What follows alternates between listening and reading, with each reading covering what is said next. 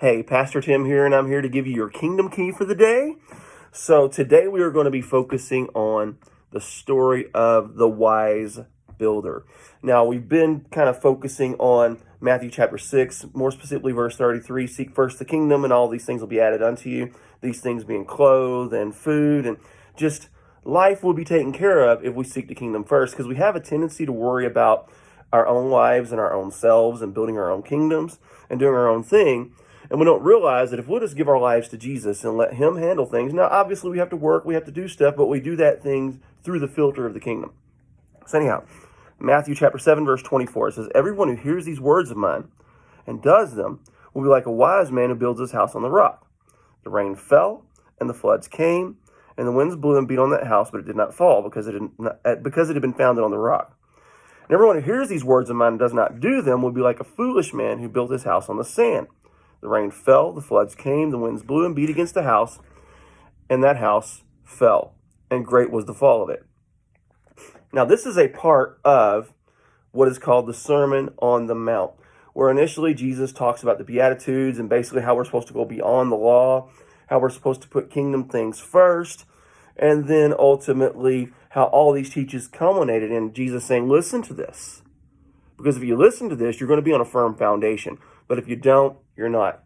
And I look at a lot of people's lives and how they always kind of seem to be in disarray and always seem to be immersed in problems. And look, I'm not saying problems won't come Christians' ways, okay? Jesus said, in this world, you will have trouble, but I bring you my peace.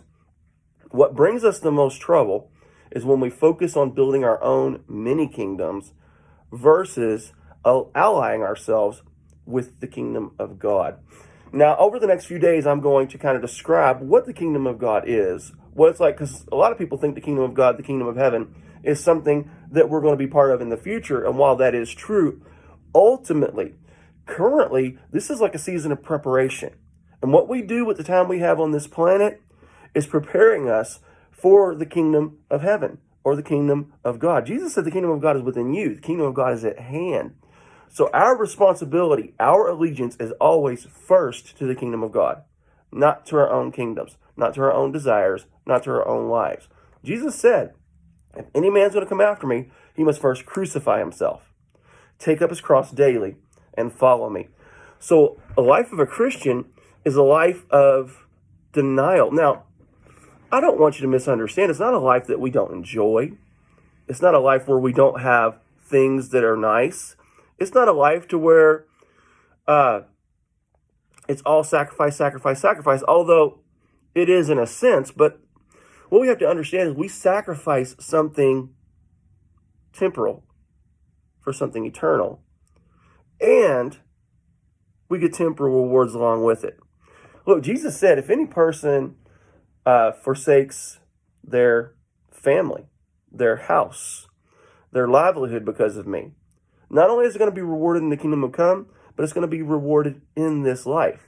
Now, I'm not advocating Jesus saying to ditch our families, but sometimes our families aren't on the same page with us. And we have to pursue the kingdom of God even while we live with our families. And we have to just sometimes endure that opposition within our own house. And Jesus is saying, look, if you are willing to do that, if you're willing to endure opposition, even if it's your own house, if you're willing to endure opposition at the workplace, if you're willing to put my kingdom first, if you're willing to put my principles first, if you're willing to obey my word first, then your house will be on a firm foundation.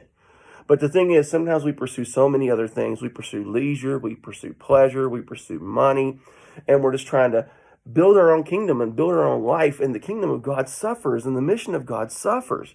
And folks, that cannot be the life of the child of God.